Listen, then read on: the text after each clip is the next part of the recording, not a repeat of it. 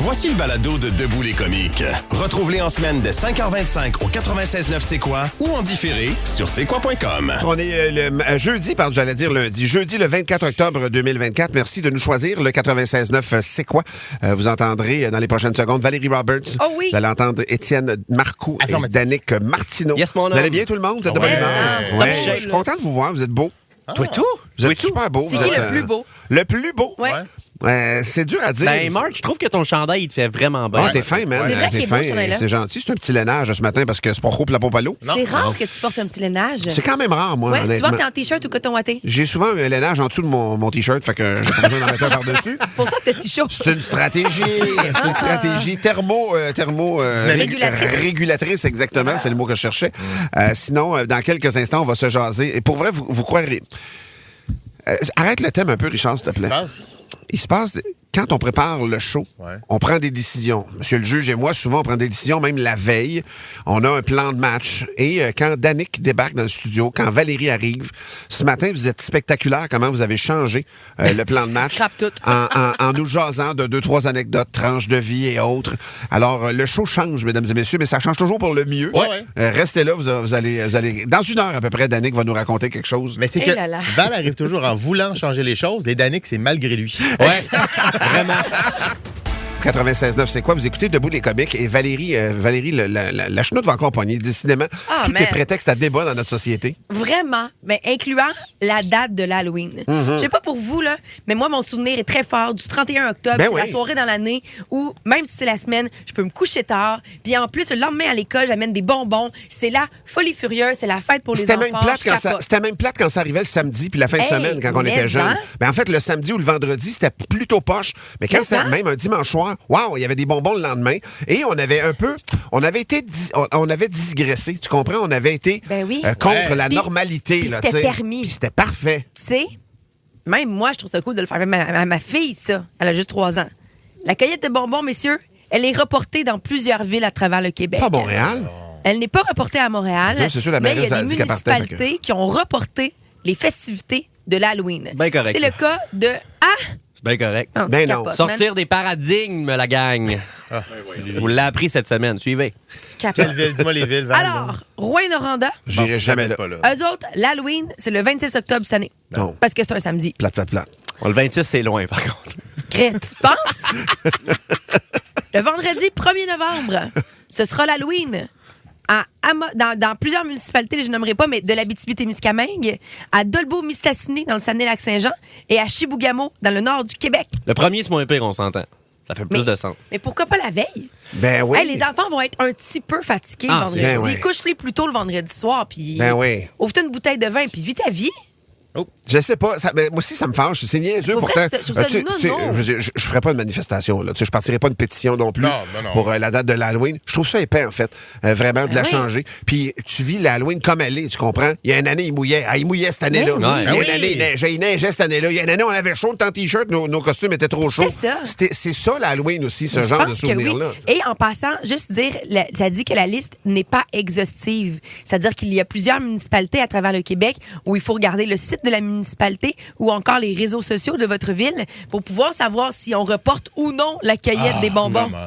Mais ça m'allume ce que tu dis, Marc. Tu dis il y a des années qui mouillent, des années qui mouillent pas. Puis hier, j'écoutais une série, puis dans la série, c'était comme ils vivaient un moment familial dans la détresse, comme le char tombe la falaise, mais c'est un souvenir qu'ils se souviennent, qui les a marqués. Des fois, il y a du beau dans le négatif, dans le sens que ça va nous marquer. On va amener ça avec nous. Puis des fois, qui mouille à l'Halloween, puis t'es frais, puis tu pognes la grippe, ben tu t'en souviens. Te souviens-tu, il n'y a pas d'électricité à ta fête? Mais je m'en souviens. Je me souviens plus de elle que les autres. Tu sais, quand tu dis, Danick, qu'il faut sortir d'un paradigme, c'est ça, en fait. C'est de dire que c'est pas la job qui va avoir la priorité là-dessus. C'est pas la température. On le fait, peu importe ce qui arrive. Beau temps, mauvais temps. Vous en pensez quoi, vous qui nous écoutez nombreux ce matin? Textez-nous ça sur la messagerie texte 96.9. Et même au téléphone, on est willing de vous parler, tabarouette. On est fous de même, nous autres. Et je veux juste saluer Alain Bourque, le metteur en ondes de notre station sœur, Rythme FM. Alain qui a fait amende honorable. Alain qui est un salopard qui nous volait du café. Un matin, il est arrivé avec un jug, une grosse boîte de chez Chutim avec des muffins. Tout le kit. Alain s'est fait pardonner. T'es pardonné, Alain. Un gentleman cambrioleur. Mais en fait, on a bu du Nespresso toute la matinée. C'était pas plate. Exact, c'était pas très plate. note, Valérie, la date de l'Halloween, décidément. Il y a plein de gens qui réagissent. Il y a 3 personnes en ligne au téléphone. On va tout de suite aller au téléphone. Mais il faut, là. Concernant le changement de date. Reporter la soirée d'Halloween. Dans certaines municipalités du Québec, il y a Nicolas de Coteau-du-Lac qui est là. Salut, Nico. Bon matin. Nicolas, t'en penses quoi, toi? C'est inacceptable de changer le 31. Le 31, c'est l'Halloween. Intempérie ou pas, quand on était jeune, là, t'étais juste plus fier d'avoir réussi à ramasser tes bonbons parce qu'ils mouillaient ou qu'ils neigeaient. Ben oui, c'était une note de courage, ça. Ça faisait partie de la game que le maquillage coulait partout d'en face. Brisait la routine. Ben oui, le masque collait. Ben oui, c'est comme si on disait qu'on changeait le 25 décembre ou le 14 février. Là. Ben ouais, parce qu'il risque de mais Nicolas, as-tu des enfants, toi, présentement? Ben oui, j'en ai 4. Puis toi, là, mettons qu'ils changent la date dans ta ville, tu le genre à chialer à l'hôtel de ville ou ben non, fuck it, on passe le 31? Fuck it, on passe le 31. C'est ça. Ben exact. Ben merci, Nico, d'avoir pris du temps pour nous. Bonne journée, mon chum. Salut. Merci beaucoup. C'est drôle parce que Gabriel, justement, sur la messagerie texte, il dit « Moi, tant qu'à faire, je vote pour Noël en juin. Fuck la neige. » Ben ouais. On met toutes les fêtes de l'année au complet durant l'été. C'est plus le fun. Il y a Mario de Granby qui veut réagir. Salut, Mario. Salut, bon matin. Mario, t'en penses quoi, toi, de changer la date comme ça? Ben, je suis tout à fait d'accord avec le petit monsieur qui a parlé, Nico, avant. On peut pas changer ça. C'est comme il a dit, on change pas Noël, là. On change pas le jour de l'an. C'est ça. Ben non, ça serait mélangeant. Fait que toi, Mario, t'as-tu des enfants? Ben oui, on a des enfants. Puis là, tu Des passes-tu... petits des grands, puis ça passe le 31, puis peu importe l'intempérie qu'il y a, là, on sort les parapluies, le parasol. Puis c'est le fun quand t'as des petits puis des grands, parce que les grands font des souvenirs pour les petits. Ah oui. Oh oui. Ah, c'est parfait, ça. Merci, Mario. Bon Halloween. Bon Halloween. Salut, mon chum. Il y a Maxime aussi qui est là. Salut, Maxime. Allô, ça va bien? Oui, ça va très bien. Toi, Maxime, t'as 21 ans et tu passais encore l'Halloween il n'y a pas si longtemps. T'en penses quoi, toi? Ben, écoute, moi, là, pour de vrai, là, mes parents, ils s'investissaient pour l'Halloween beau temps, mauvais temps. On était tous à la pluie en famille. C'était un moment en famille aussi qu'on passait. Je suis d'accord. S'il fallait mettre des sacs poubelles en dessous de nos costumes, on mettait des sacs poubelles en dessous de nos costumes. Mais le maquillage nous coulait dans les yeux, ça chauffe, c'est pas grave. On veut des bonbons. Puis, tu sais, c'est des souvenirs en famille que tout le monde garde. Puis le jour où j'ai des enfants, c'est le 31 parce que j'ai grandi comme ça, puis je pense que le Québec aussi a grandi comme ça. Oui. Puis en plus, c'est très clair, Maxime. Merci d'avoir pris du temps pour nous, Max. Ah, merci, bonne journée. Merci, bonne Max. journée à toi, puis bonne Halloween. Puis en plus, pour ajouter à ce que Max dit, il y a Pietro qui nous écrit sur la messagerie texte, il dit, pour vrai, la cueillette, ça commence à 17h. À 19h, c'est fini. Ah ouais. C'est pas comme si c'est un changement de routine de fou malade mental, puis on les couche à 23 ans. Là. Puis moi, Zach est plus là-dedans, mais on est tous complices, tu comprends? Moi, même avant d'avoir des enfants, je voyais passer les enfants. Il y a des années, je donnais des bonbons, des années non. Des fois, je participais ou pas. Mais tu sais, quand tu te déplaces, la sécurité, puis tu as les petits monstres qui sont dans les rues, ça va de soi, là, ce soir-là, me semble, puis c'est plus clair comme ça. Sur la messagerie, il y a Max qui dit « Vous êtes rigide. » Toi, t'es rigide, Max?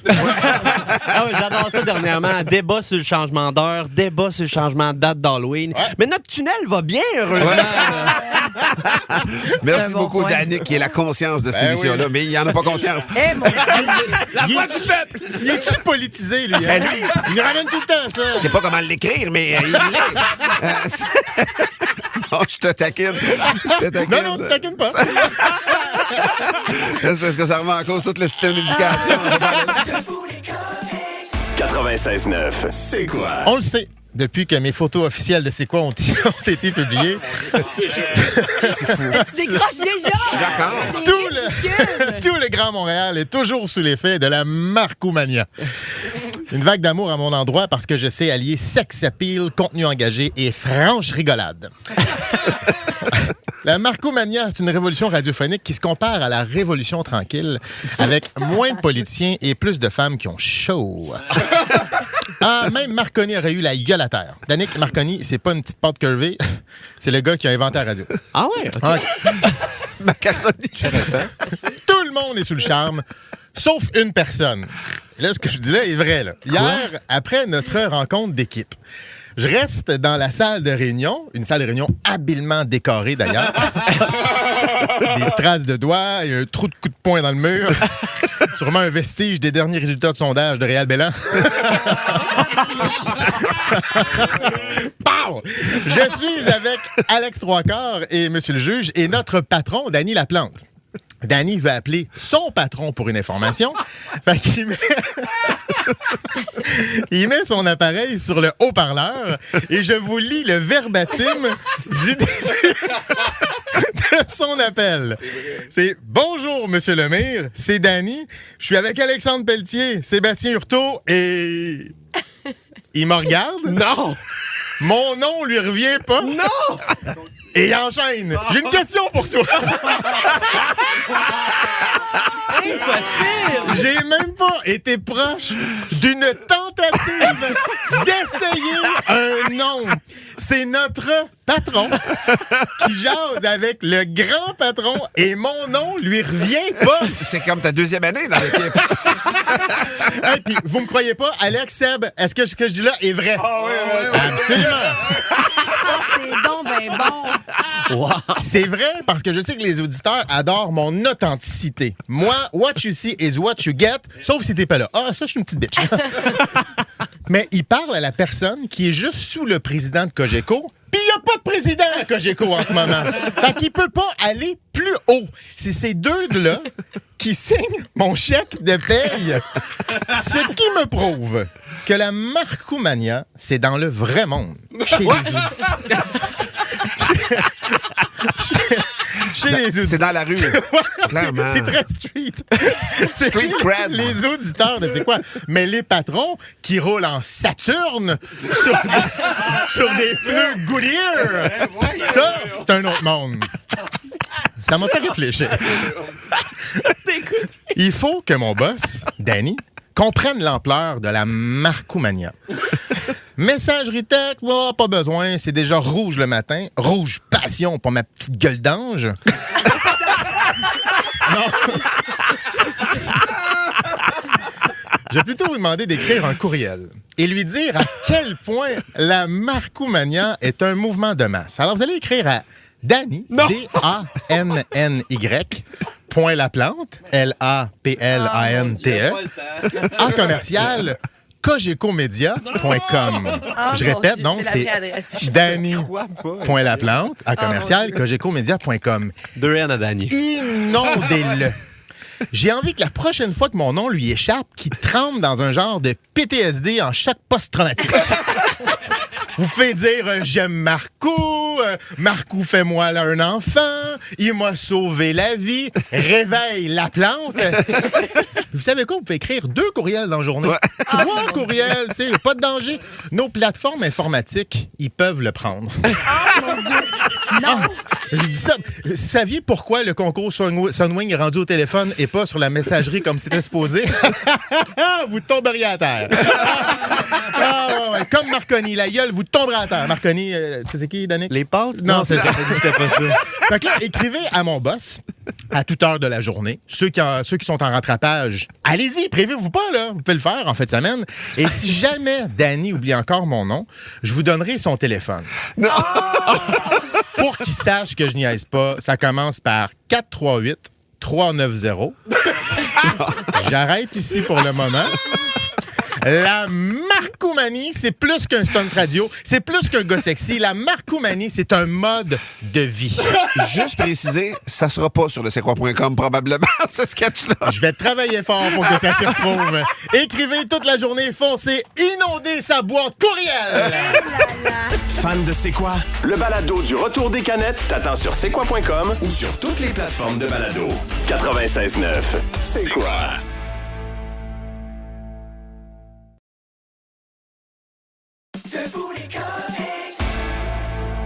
Danick Martineau, qui va, la roulette a désigné pour nous conter une tranche de vie.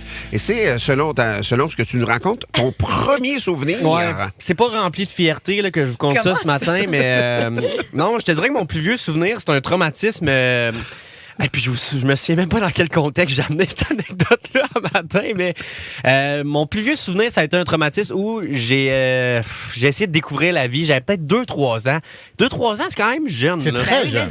Même si je vais avoir 3 ans, parce que 2 ans, je vais être sur le petit pot. En tout cas, tout ça pour dire que j'ai fait l'erreur plus jeune, dans une curiosité incompréhensible, d'essayer de prendre mes excréments dans ma main après l'avoir fait. T'as essayé de prendre ton caca? Ouais, dans la toilette? Ouais, et j'ai regretté immédiatement. Non, mais c'est fou quand même. Ça, c'est quelque chose de particulier. Puis c'est pour ça que ça m'a marqué. C'est que, genre, on aurait dit que j'ai compris la gravité de la chose que je venais de faire déjà à 3 ans. Je me sentais. Puis j'allais squeezer dans mes mains. Fait que toi, tu te souviens de tout ça, là. Ouais, j'ai le visuel et après ça, j'étais allé voir ma mère. Dans la grande toilette, là, t'es allé dans l'autre toilette. Ouais, exact. Ton je l'ai caca pigé. Je l'ai juste squeezé. Je pense que j'étais j'ai mal au cœur. captivé à l'idée de savoir c'était quoi la texture, je sais pas. Tout ça pour dire que je m'en voulais. Puis j'étais allé voir ma mère. Puis le pire là-dedans, c'est que j'ai le souvenir franc de moi qui trouve pas ma mère. Et c'est ça, mon gros problème, c'est dans mon premier moment de détresse à vie, je trouve pas ma mère dans la maison. Et j'ai les mains sales. Et finalement, je finis par trouver ma mère et tout ce que j'ai trouvé à dire, c'est je pleurais de chaudes larmes puis je disais « Maman, je m'excuse, je sais pas pourquoi il fait ça. » C'est mon premier traumatisme. Et s'il y a des enfants qui nous écoutent en ce moment, faites-le pas. Apprenez de mes erreurs. Oui, exact. Et c'est ça. On est la radio officielle des enfants de 3 ans qui pourraient peut-être jouer avec... Le cœur me lève. Mais c'est épouvantable, mais que ça soit ça ton premier souvenir, c'est même pas un cadeau de Noël que tu développes, c'est même pas, je sais pas, un mets que tu savoures. Non, exact. Honnêtement, je pense que mes premiers souvenirs de jeunesse, c'est vraiment des souvenirs traumatisants. Il y a ça. Puis un autre souvenir que j'ai à peu près dans cet âge-là, c'est qu'on trouve pas mon chat. Ah? Fait que c'est quand même particulier que on aurait vu que écrasé avec tes mains. J'ai squeezé le chat, puis il est mort. Non, mais encore aujourd'hui, j'y pense, puis ça me fait. J'ai envie de me consoler moi-même parce que c'était très traumatisant. Sois indulgent avec le petit Danick que tu étais. Merci, mon cher Danick. Non, jamais. Okay. Apprenez de mes erreurs, faites-le pas non plus. OK, parfait. Et toi, le jour où tu as un enfant, mettons, là. Ça va être un petit point d'éducation pour lui, ça? Ah non, s'il le fait, tu vois, ça me rassurerait, genre. Je serais comme, je suis pas le seul. That's my boy! That's my boy! Dans un instant, je vous raconte l'histoire de Caroline Davidson qui est passée à ça de la célébrité. Mais vraiment de manière spectaculaire. Wow. Je vous raconte son histoire improbable. Je vous parle de l'histoire de Caroline Davidson. Caroline Davidson, en 1971, est étudiante à l'Université de Portland, en Oregon. Elle est étudiante en graphisme, donc dans une classe de graphisme. Et elle est approchée donc par un professeur de mathématiques qui enseigne à la même université. Et ce professeur de mathématiques-là a une compagnie d'équipement de sport qui est naissante. Et lui, donc, cette compagnie-là s'appelle Blue Ribbon Sport. Et ce dirigeant-là demande à la classe de graphisme, y a-t-il quelqu'un qui serait capable de me dessiner un logo pour ma compagnie en devenir? Okay. Et Caroline Davidson lève la main et elle dit, ben oui, je vais vous faire ça. Et non seulement elle fait ça, mais elle propose 6 versions de logos différents. Et ils finissent, lui, le professeur de maths et un petit comité finissent par en choisir un qui aime pas tant, en fait. Ah. Et ils finissent en disant, je l'aime pas tant, mais je vais peut-être m'y faire. Ce logo-là, dont il est question ce matin, c'est le swoosh de Nike. Non. Le logo de Nike, Phil Knight, donc le professeur de maths, a pris donc le travail de Caroline Davidson. Savez-vous comment Caroline Davidson a été rémunérée pour ce logo-là? J'ai peur. 35$, je vous l'ai dit. Et non seulement, mais elle, dans une courte vidéo sur laquelle j'ai mis la main hier, c'est Alex Trois-Quarts qui m'a envoyé ça. Dans cette vidéo-là, elle explique que moi, j'étais étudiante, j'ai fait une facture de 2$ de l'heure pendant 17h30, ça fait 35$. Elle dit, moi, j'étais très contente d'avoir ce que j'ai eu. La compagnie Nike est devenue ce qu'elle est devenue, pas juste à cause du logo, mais quand même un peu à cause de ça. Ce qui fait que Caroline Davidson, ce qu'on sait pas, c'est qu'elle a continué de s'occuper de ce logo-là, donc de travailler pour Nike jusqu'en 1995. En 1995, c'est devenu trop gros, trop changeant, trop impliqué dans plein d'affaires avec la naissance d'Internet, probablement que le graphisme aussi a explosé. Et jusqu'en 1995, il n'y avait pas chez Nike ce qu'on appelle une charte graphique. Une charte graphique, c'est le suivi du logo. Donc, une espèce de suivi créatif de ce logo-là, comment le faire évoluer. C'est un logo qui a changé avec le temps, mais donc, jusqu'en 95, c'est elle qui s'en occupait de son bébé, le logo qui est devenu vraiment célèbre. La vidéo qui a été partagée, c'est triste un peu parce que elle fait un peu rire d'elle par un paquet de gars autour d'elle elle raconte qu'elle a facturé 35$, puis que là, ils sont là, ça vaut bien plus que 35$. L'histoire ne dit pas combien, mais Phil Knight a approché au début des années 90 Caroline Davidson et lui a remis des actions de Nike. Okay. Le montant n'est pas divulgué, mais c'est probablement plus que le 35$, probablement plus proche de ce que ça vaut un logo comme ça pour une compagnie telle que celle-là. Et le swoosh est devenu tellement célèbre que c'est devenu à un moment donné un poison un petit peu pour Nike parce qu'il disait vous êtes tellement dominant, c'est la compagnie de l'équipementier qui vend le plus de stock à travers le monde, mais c'était perçu négativement et c'était perçu comme un peu le symbole de l'esclavagisme. Et Phil Knight, qui est quand même un génie du marketing, il y a une vingtaine d'années, qui a dit non, arrêtez de le voir comme ça. Voyez-le plutôt comme le signe qui met le monde en forme. Et il a quand même réussi à retourner l'affaire. Le swoosh de Nike, donc, inventé par Caroline Davidson en 1971, une étudiante. Mais pour vrai, comment ça vaut? Aujourd'hui, elle dessine ça, mettons, là. C'est pas 1 milliard, mais... Ça réduit indescriptible le prix pour elle devrait être indépendante de fortune, on s'entend. Absolument. Elle devrait plus jamais se casser la tête de... Mais s'il engageait une firme, je suis pas sûr qu'à la base, il chargerait 10 millions, tu sais. En même pas nécessairement des fois, non plus. Le succès, on le sait pas. Fait que c'est la compagnie qui a pris le risque, ultimement. Mais ça s'appelait Blue Ribbon Sport et c'est devenu Nike à partir de là, inspiré par une déesse grecque. C'est le temps de Debout les caves. Vos jokes, j'en compte 2 rapidement de Donald de Saint-Martin. La première, c'est comment on reconnaît une lettre envoyée par un lépreux? Je sais pas. La langue est collée sur le timbre. La deuxième, c'était après un grave accident, il y a un gars qui se réveille à l'hôpital, puis le docteur, il dit, écoute, j'ai une très mauvaise nouvelle, puis une bonne nouvelle pour vous. La mauvaise nouvelle, c'est que suite à l'accident, on va être obligé de vous amputer 2 jambes. Le gars, il dit, OK, puis c'est quoi la bonne nouvelle? J'ai peut-être quelqu'un pour vos bottes. Moi, je me demande encore c'est quoi un lépreux en ce moment. Tu sais pas c'est quoi? Mais non, je sais pas c'est quoi. Voyons donc, Val. Ce serait con de penser que je sais c'est quoi. T'es trop mignon. C'est une bonne joke, ça. T'es trop mignon. Bon, ben, c'était la mienne, ça. Val, c'est à toi. Non, OK. C'est un homme qui rencontre une prostituée à Vegas. OK? Fait qu'il dit, hey, c'est combien pour une gâterie manuelle? Fait que la prostituée a dit, c'est 5 000. Tu vois ce restaurant-là? J'ai pu me l'acheter parce que je suis tellement bonne avec les hommes, ils sont prêts à payer 5 000 $ pour être avec moi. Fait que le gars, il dit, OK, il achète. La gâterie, c'est fini. Une fois terminé, le gars, il demande, hey, tellement aimé ça, c'est combien pour une fellation? La fille a dit, c'est 15 000 $. Tu vois les casinos qu'il y a là-bas? Propriétaire d'un des casinos parce que les hommes sont prêts à payer 15 000 $ pour être avec moi tellement je suis bonne. Fait qu'elle fait la fellation. Une fois terminé, le gars a capoté, il dit, hey, rendu là, combien faut l'amour avec toi? La femme apprend le gars par le bras, ouvre les rideaux. Elle dit, tu vois toute Las Vegas? Le gars, il fait, ben voyons donc, t'es pas proprio de la ville au grand complet. La prostituée, elle répond, non!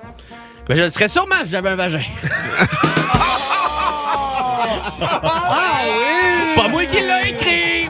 J'adore. J'adore. Oh my God. Et suis-moi, Danick, parce que la mienne va un peu dans le même sens.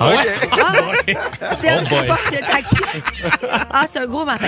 C'est un chauffeur de taxi familial. qui embarque une religieuse et après quelques minutes, le chauffeur se décide à avouer un secret. Il dit, excusez-moi ma sœur, mais j'ai un fantasme à vous partager. J'ai toujours rêvé de faire l'amour avec une religieuse. Wow. Fait que la dame se tourne, fait que, elle dit, écoute, je vois, ça peut peut-être fonctionner. Mais vous devez être célibataire, catholique, et pour conserver ma virginité, tout doit se passer par la porte d'en arrière, là, si vous voyez ce que je veux dire. Fait que le gars, il dit, OK, pas de problème. Je suis célibataire, catholique, et je n'ai pas de problème avec la porte d'en arrière. Fait que là, ils vont se trouver un petit coin tranquille, tu sais, puis le chauffeur réalise finalement son fantasme. Et là, les 2 amants reprennent la route par la suite. Mais le chauffeur, il ressent des remords. Fait qu'il dit, ma sœur, faut que je vous avoue quelque chose. Je suis mariée et athée. Je vous ai menti, veuillez me pardonner. Et la sœur répond, pas de problème, mon chum, man, je t'ai menti aussi. Mon nom, c'est Kevin, puis je suis juste déguisée pour un party d'Halloween. Non. Ouais. On va lâcher la thématique. Mais on y retourne. Un homme arrive à la maison avec des fleurs. Il dit, allô, mon amour, je t'ai acheté des fleurs. La femme, tellement surprise par le beau geste, se déshabille, se couche sur la table de la cuisine et s'écarte les jambes.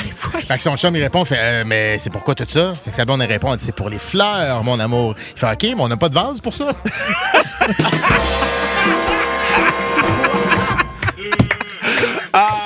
Un gars pratico-pratique. Je suis d'accord. C'était rock'n'roll un matin, hein?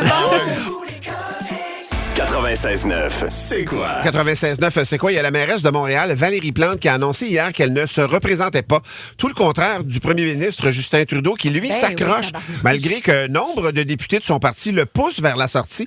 On en jase avec le chroniqueur politique Philippe Léger, qui est avec nous. Salut, Phil! Justin Trudeau le pousse vers la sortie. Bonjour d'abord et avant. Salut! Justin Trudeau le pousse vers la sortie, tandis que Valérie Plante a pris la sortie par elle-même. Oui, c'est ça. Parce que là, ce qui se passe, c'est qu'hier, elle a réussi à annoncer, elle a réussi son départ, elle annonce que c'est elle qui s'en va, mais si on regarde les sondages, elle avait comme pas le choix. Elle avait un vent de face. Ceci étant dit, pour Valérie Plante, deux choses. Vas-y. La première chose, c'est qu'en l'élection de 2021, lorsque Denis Coderre faisait son coming back, lorsque Denis Coderre revenait comme candidat contre Valérie Plante pour un deuxième round. Elle tirait de l'arrière d'aplomb. Elle tirait de l'arrière de l'aplomb. C'était 10 à 15 points. C'était une affaire qui était très, très... Elle a même été à 20 à un moment donné. C'est ça. Donc, c'est ça. Donc, c'est un peu le même scénario qui se créait pour une prochaine élection si elle voulait se représenter. Ceci étant dit, pour bien réussir ton départ... je trouve qu'elle fait les bonnes choses pour bien réussir son départ, parce qu'en ne se représentant pas, elle permet aussi de protéger son legs politique des 8 dernières années, parce qu'il y a toujours un phénomène un peu psychologique bizarre en politique. Elle ne sera pas battue. Elle ne sera pas battue. Donc, c'est quand même quelqu'un qui a gagné 2 élections, qui n'a jamais véritablement perdu en politique. C'est aussi, faut le dire, là, quand on part en politique, là, quand quelqu'un décide de partir, rapidement, il y a comme un processus psychologique dans notre tête qui dit « Hey, finalement... elle et lui, c'était pas si pire, c'était bon, on s'ennuie un peu. Regardez l'image qu'on a de ce qu'elle a fait. Tellement. Puis l'image qu'on a des anciens politiciens comparativement aux politiciens présentement, c'est toujours un peu, on idéalise le politicien du passé, comme si il était bon, lui, puis s'il revenait, là, ça serait très, très bon. Puis c'est pour ça que dans les sondages, à chaque fois qu'on fait un sondage pour mesurer si un ancien pourrait revenir en politique, il est tout le temps très, très populaire. Fait que si elle voulait protéger son legs politique, là, parce qu'elle a quand même fait des changements à Montréal, mon bilan, c'est le suivant. T'sais. Dans chaque fois qu'un politicien fait des changements, il y a des gagnants, il y a des perdants. Et Valérie Plante, assez clairement, hier, même dans son discours d'adieu, elle priorise ce qu'elle appelait les habitants des quartiers. Donc, tous les quartiers de Montréal, là, Villeray, Rosemont, pas le centre-ville, là, pas où bien souvent les gens vont travailler quand on parle de la banlieue, ils ont été relativement avantagés par les politiques de Valérie Plante, notamment en mobilité, par le vélo, par la qualité de vie.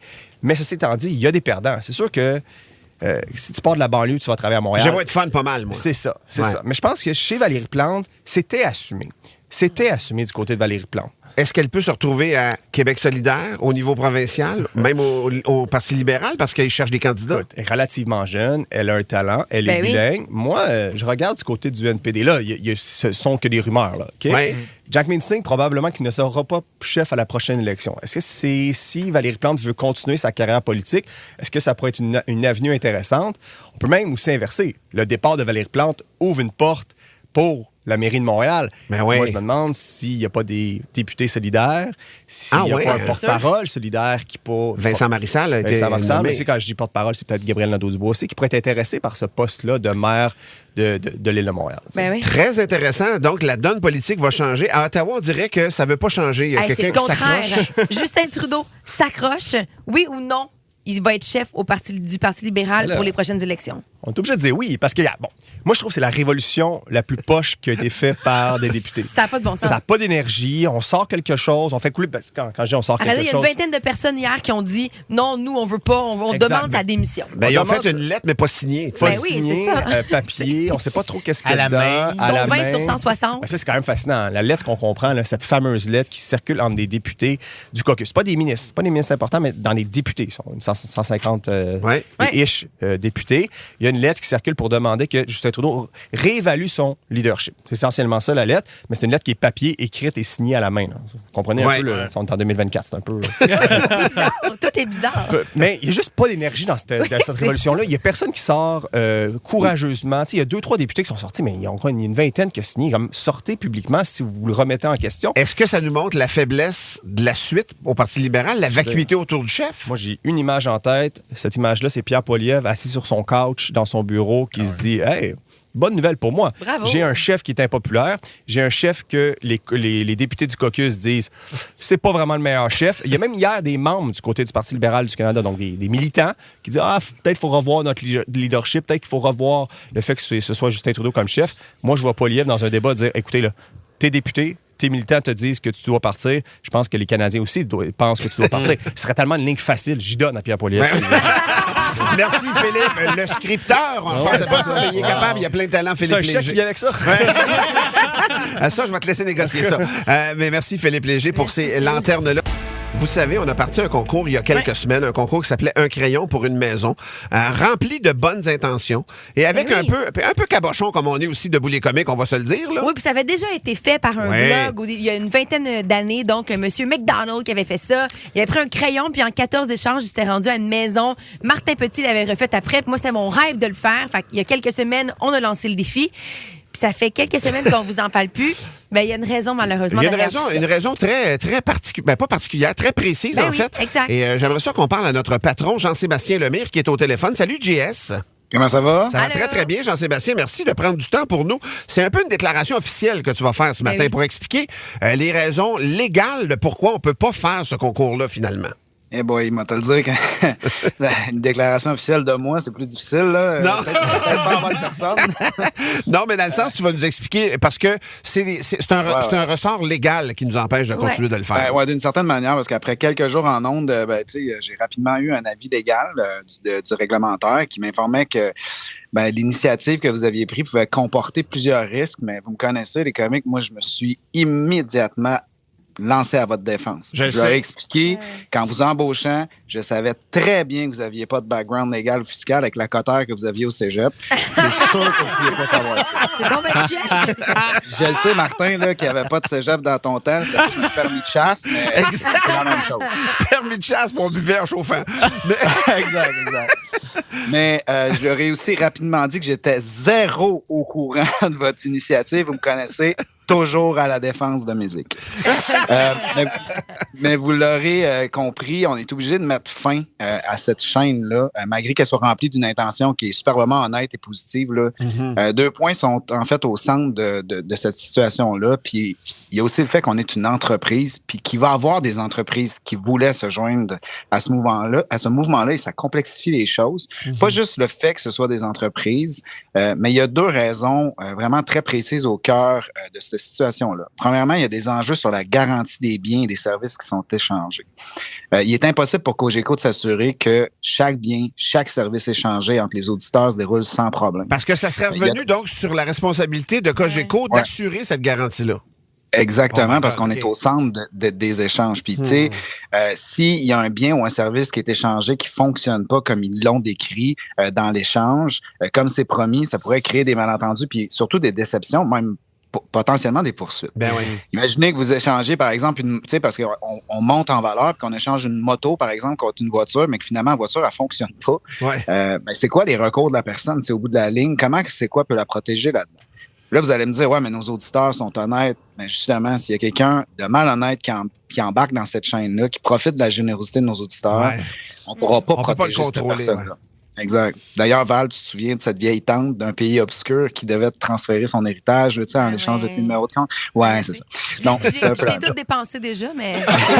Mais c'est très clair. Tu sais, expliqué comme ça, Jean-Sébastien, c'est très, très clair. Il y a encore un autre point à part de ça. C'était au point... décevant, par contre. Ça, c'est légal. Il y avait quelque chose même au niveau fiscal. Exact. Puis, tu sais, chaque fois qu'on échange des biens de valeur comme ça entre individus, il n'y a pas vraiment... D'un individu à l'autre, il n'y a pas vraiment de traces fiscales qui vont se laisser. Mais là, on va faire un échange d'un auditeur vers nous, de nous vers un auditeur. Et là, il y a des gains en valeur qui se font entre ces éléments-là. Et au bout de la ligne, ce qui pourrait arriver, mettons, scénario catastrophe, là, c'est Dixit Jean-Seb qui n'a pas d'études en fiscalité, là, mais un scénario catastrophe qui pourrait arriver, c'est que la personne à qui on remet la maison à la fin ait un gain en capital qui est la différence entre le crayon et la maison. Oh my God, c'est quand même additionné, là. Ouais, ce serait pas mal. Ouais.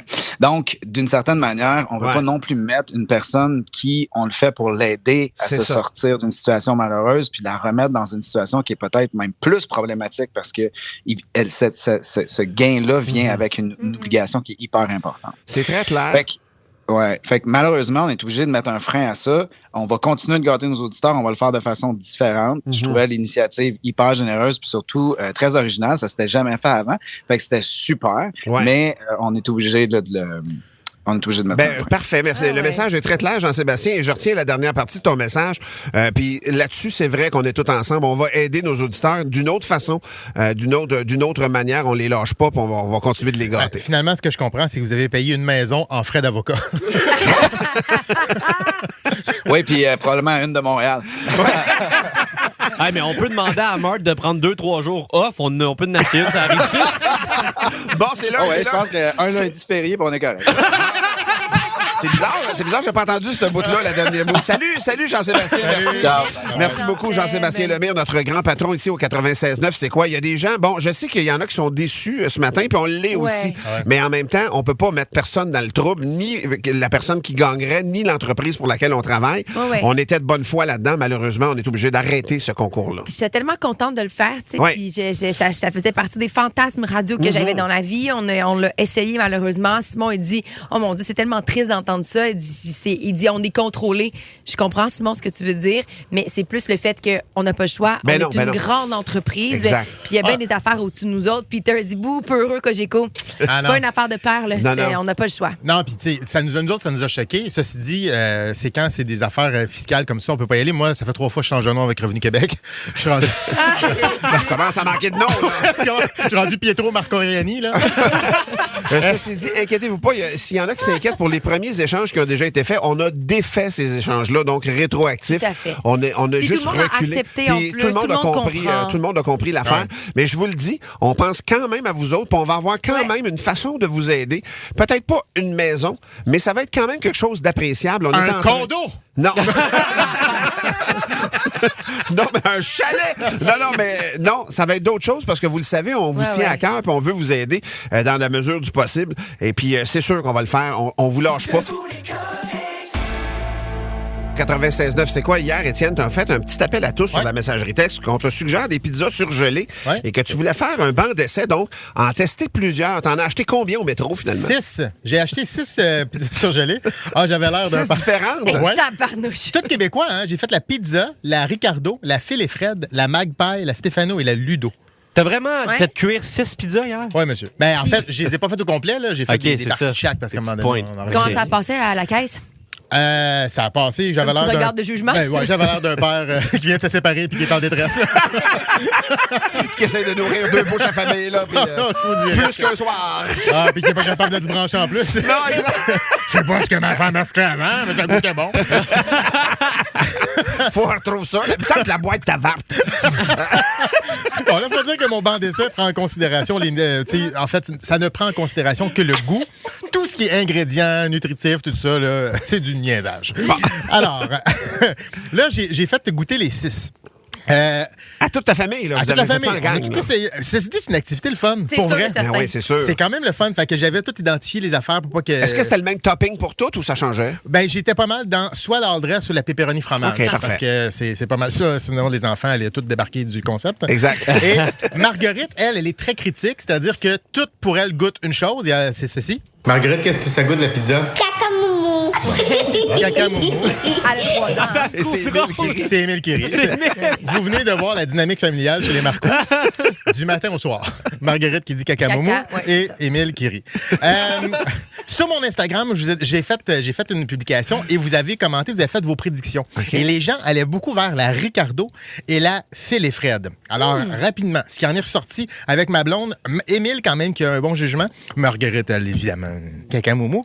Alors, Ricardo, c'est un classique. Tu te dis, ouais, ça va marcher. C'est une bonne pizza pour Ricardo. C'est-à-dire qu'elle est un peu trop chère. OK. Puis c'est pas ce que... C'est vraiment... C'est correct, là, mais sans plus. Sans plus. Parfait. La Magpie... Oui. Oh, c'est bon. Ouais, c'est ça. La croûte, c'est la meilleure. La Magpie, elle goûte vraiment la croûte du four à bois. Ah oui, ouais. C'est un très bon restaurant, Magpie. Exact. Puis c'est réussi, là. Tu sais, la transition vers le surgelé marche. La pizza, moi, j'ai pas embarqué. Mais ma fille, c'était sa préférée pour vrai. Mon gars, c'était sa préférée pour vrai. Okay. Et ma blonde a vraiment aimé. Donc, Peter McLeod séduit la famille, sauf moi. Mais c'est une bonne pizza. C'est une bonne pizza qui fait la job et qui n'est pas super chère, vraiment. Ouais. La Stefano, bravo, audacieux, ricotta, puis son temps de cuisson est très, très rapide. Et le fait qu'il était un peu brûlé par rapport aux autres en témoigne. Ah ouais, okay. Et la Phil et Fred, c'est mon coup de cœur. On la connaît pas. Non. J'ai jamais entendu ça de ma vie. C'est super bon. Et pour moi, c'était celle qui se rapprochait le plus de la pizza livrée. Ah ouais? Mais plus chaude que quand elle est livrée. Tu vois, C'est Saint-Jean-sur-Richelieu, ça. Oui. Steven de Saint-Jean-sur-Richelieu, il dit justement, Phil Fred, man. Oui, non, c'est vraiment très bon. J'ai été surpris. Non, c'est vraiment, vraiment, vraiment très bon. Puis j'avais aussi essayé la Ludo. Personne n'aimait ça. Fait que écoute, il y a peut-être du monde en quelque part comme ça. Mais c'est ça. Donc, au final, il y a Émile aussi, lui, son commentaire, c'était celui-là. C'est laquelle, donc? Stefano et Pizza. Voilà. La pizza et la Stéphane. Oui. OK, parfait. Stefano et Pizza, qui sont les plus classiques, en fait. Fait que les enfants, ils ont vraiment accroché. OK. Mais moi, Phil et Fred, méga coup de cœur. Ah ouais? Parfait, merci. Très intéressant. Et la Magpie aussi à retenir. Merci, mon cher. 96.9, c'est quoi? Sur 96.9, c'est quoi ce qu'on vient d'entendre? C'est Francis de Grandpré. Absolument, un la classique. chanson Colorado, parce que ce soir, donc, au MTLUS, ce sera le 11e Gala Country. Et on est allé voir sur Internet, sur Facebook plus particulièrement. Il faut savoir que maintenant, c'est diffusé au complet sur Facebook. OK, c'est pas que des extraits. Non, fait que si ça vous intéresse, le 11e Gala Country, allez voir sur le Facebook du Gala Country Québec en tant que tel. Vous allez voir, il y a un lien. Ça commence à 18h30 ce soir. C'est le tapis rouge. Et après, à compter de 20h, c'est le gala. Fait que vous pourrez au moins voir des prestations d'artistes que vous aimez. Entre autres, je vous le rappelle, Guylaine Tanguay, Trudy, ça mériterait tellement d'être Matt diffusé, Lang. là, ce mini-éditorial, là, mais c'est un genre musical qui est prisé par les Québécois big time. Une belle occasion je de pense rater que par RTV. Une autre. Exact. Hey, Demain, ton quiz musical, ce sera Absolument. quoi? Parce que demain, c'est important.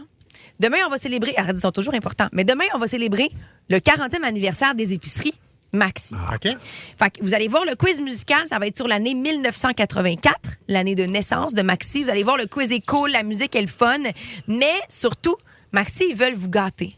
Fait que je vous le dis, soyez à l'écoute ce soir dans les canettes. Ils vont commencer à vous gâter. Mais demain, après mon quiz musical, j'ai 2 cartes cadeaux de 400 $ d'épicerie chez Maxi à vous donner. Fait que soyez là demain matin, 8 h pour le quiz musical. Absolument, 40 ans des épiceries Maxi. Ça en fait du boblé, ça, Martineau? Oui, oui, s'il te plaît. Hey. L'émail va partir sur un moyen. Ça pétille déjà dans mon estomac. Là. Les dents fondent à vue d'œil et son œsophage. On va aller... Étienne, tu as lancé un mouvement plus tôt ce matin qui a des répercussions jusque dans notre show. Hey, j'ai rien lancé. Le mouvement s'est fait par lui-même. La Marcomania est partie. Ça, c'est vrai. Avec mes photos officielles. Et donc, j'ai demandé aux auditeurs, les Marcomaniacs, d'écrire à notre patron. Hey, ça va trop loin, ça. Danny Laplante, qui hier, en meeting, a oublié mon prénom, en fait, et mon nom complet. Et plutôt que d'essayer de quoi, tu sais, je sais pas, moi, Guy, il a rien essayé. Il a juste passé. Il a abandonné. Il a abandonné. Et donc, j'ai demandé au Marcomaniac de lui envoyer un courriel. J'ai révélé son adresse, qui était le Danny, DANNY, Laplante, LAPLANTE, @cogecomedia.com. Plusieurs l'ont fait. On l'a au bout du fil, on va lui parler. Ah oui? Allô, Danny? Oh. Bon, la Zouzouna Marcou. Allô? En passant, je prends le métro comme un vrai peuple, ma Saturne est serrée. Sa Saturne est serrée, mais elle sort pas l'hiver. Ouais. Elle part pas l'hiver, c'est une autre affaire. Hey, Danny, je veux le savoir, en ce moment, tu as reçu combien de courriels à peu près? Bon, en passant, c'est 1 pièce par message que je reçois. OK. Fait que là, pour l'instant, j'ai un souper à peu près pour 100 piastres. 100 courriels? Ça rentre encore. J'espère bien. Ça rentre encore. Non, Parfait. mais sérieusement, déjà 100 personnes qui prennent le temps d'écrire sont bons pour toi, là. Ben attends, parce que c'est aussi sur le c'est-quoi.com et en reprise sur les balados. Fait qu'allez télécharger cette zone-là. C'est disponible toute la journée, demain ou en fin de semaine. Et t'écrives quoi, là, d'après toi, en fait, de ce que tu as lu? J'ai quand même pris note des messages que j'ai reçus et des noms. Fait que je sais pas si Richard a une petite trame au moins qu'on mette ça un peu plus cute, là. Oui, voilà. Oh mon Dieu. Salutations à nos auditeurs qui nous ont écrit ce matin, qui m'ont écrit personnellement. Ça me touche profondément. Salutations à Maxime Bédard. Salutations à Hélène Jem qui dit « Moi, la femme prénoposée, je la misère à dire, qui écoute la voix suave de Marco, vous demande au moins de considérer sa chaleur. Ouais. Salutations à Sébastien Gagné qui mentionne que tu devrais avoir une augmentation. Ouais. Tu veux. Salutations à Sandre Gaillette, Anne Saint-Cyr, à Marie Lausier aussi qui dit « Bonjour, Monsieur Laplante. N'oubliez jamais la Marcomania. » Salutations à Daniel qui dit « Étienne Marco, c'est le sexe symbole de c'est quoi? » Moi, je n'ai pas vu beaucoup des sex symboles au bureau, en tout cas. Hey! Salutations à Marie-Josée Mercier qui dit le plus parfait de la station, vive Étienne Marcoux. José Courval qui dit que tu causes le réchauffement climatique. Salut toutes tes femmes, Chantal, Marie, Pierre, Franck, Maud, Chloé, Hugo, Émilie. Et surtout Ricky Mascotte qui m'a écrit tout qu'un poème un matin, là. Je pense que c'est 3 pages. Mais je l'ai résumé en quelques lignes, là. Alors, Jonathan dit, je résume ton long poème. Bon. La Marcoumania, portée par le talent d'Étienne Marcoux, s'affirme comme un mouvement puissant qui transcende le simple cadre du divertissement. En impactant la culture populaire, en créant des dynamiques sociales et en offrant des discussions sur des enjeux importants. En somme, la Marcoumania ne représente pas seulement un phénomène éphémère, mais bien un mouvement culturel capable de façonner et d'enrichir notre société. Ah là là là là. Hey, man, c'est sûr que c'est ChatGPT, ça. C'est sûr que c'est ChatGPT. Moi, j'aime tout de ça. Moi, je pense qu'éventuellement, ça va prendre un cours sur la Marcoumania au secondaire.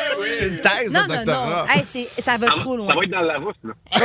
Ceci dit, Danny, j'ai une curiosité quand même. Mais j'ai eu quand même plusieurs meetings avec toi. Est-ce que ça t'arrive souvent d'oublier un nom d'un collègue comme ça? Ça, c'est bon. Oui, surtout c'est depuis 2 semaines. Ah ouais? Comment je m'appelle, moi? T'as un peu, Zuzun, Dané, Dada. Normand Branois. Merci, Danny. Merci, Danny, de prendre ça quand même de bon cœur. Tu vas en avoir quand même encore plusieurs dans la journée, selon moi. Je dois dire que je suis quand même bon joueur. Fait que je m'engage quand même à mettre l'affiche de Marcoux dans mon bureau parce qu'on a des grosses affiches plexiglas à la station. Et si tu m'offres un chandail de la Marcoumania, je vais te porter en meeting. Avec plaisir. Avec les patrons. Ah, j'aime ça, Danny. C'est super, ça. Ben, merci, mon cher Danny. Merci, bonne journée. J'ai besoin d'Étienne pour que tu te fasses pardonner. J'ai besoin d'un truc, Étienne. Ouais. J'ai besoin de toi que tu sois une démon ce midi. Avec tout ça, tu fais pardonner. Oh, je parle à... Quelques meetings à déplacer. on s'en parle hors d'onde, Danny. On s'en parle. Mais je vais être là, je vais faire ça. Je vais le faire. Salut, Danny. Merci beaucoup. Bye, guys. Ouais, bye. Ben, en passant, c'est drôle qu'on parle de boss pendant qu'il prend sa douche. Ça sonnait vraiment comme... c'est ça, hein? C'est lui notre boss. Pourtant, on aurait dit que c'est pas comment ça marche, la radio. Hein? On va aller installer ce débat-là Absolument. ce matin, ma chère Valérie. Oui, c'est en page 58 du journal. C'est dans la presse aussi ce matin. La violence qui pousse les arbitres à abandonner. C'est une étude qui a été faite par le HEC Montréal, puis qui, pour vrai, est épouvantable. Ce qu'on comprend, c'est que, premièrement, selon les différents types de sports, puis selon les différentes régions, le nombre d'arbitres a fondu de 15 à 40 depuis les 10 dernières années. Ils sont même allés checker, voir ce qui se passait aux États-Unis, puis le roulement annuel s'est capoté. Aux États-Unis, 80 des nouveaux arbitres arrêtent de le faire après 1 an. Ben voyons. Maximum. C'est un pire job. Pire job. Exactement. Pas assez payé. Fait que là, ça a commencé par ça, pour le HEC Montréal. Après ça, ils se sont dit, OK, ben, à partir du moment où on sait que les gens quittent, pourquoi est-ce qu'ils quittent?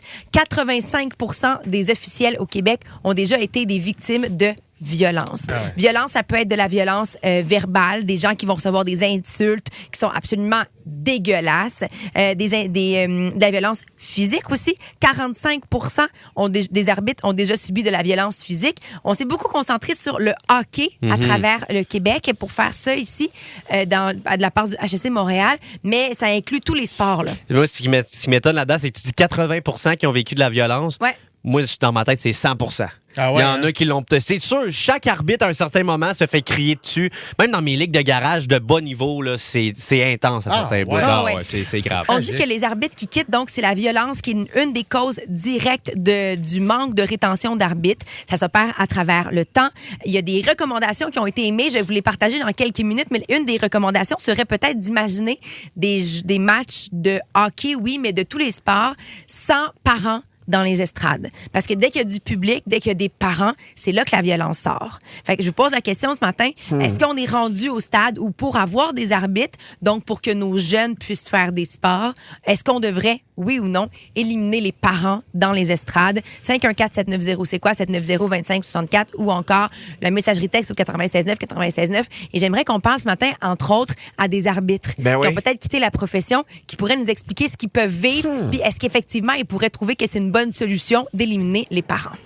Écoute, moi, je trouve que c'est quand même drastique pour avoir assisté à beaucoup de sports, du soccer avec Zach plus jeune, du basketball présentement. En basketball, c'est pas une culture que je vois vraiment crier après les arbitres, ou ben non, je suis désensibilisé puis ça fait partie du bruit ambiant, mais non. En soccer, plus, j'ai vu des parents, moi, se faire expulser du terrain, sinon le match ne continue pas. Mais c'était des jeunes joueurs, très jeunes. Zachary avait 10-12 ans, mettons, maximum.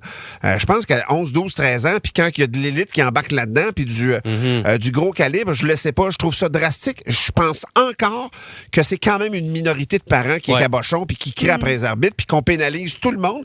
Et les premiers que tu pénalises aussi, c'est les jeunes eux-mêmes 100%. qui sont tellement contents de jouer devant leurs parents, mais en même temps, c'est inacceptable que n'importe qui crie après n'importe quel arbitre, surtout que, en plus, c'est des enfants, je ne sais pas où me positionner pour vrai. Oui, puis dans l'article, HEC Montréal soulève la nuance, tu sais, mettons t'es notaire, mettons t'es dentiste, peu importe la job que tu fais dans la vie, il n'y a personne qui vient t'insulter par rapport à toi. Ben non. Tu sais, tu manges marre. Ben non.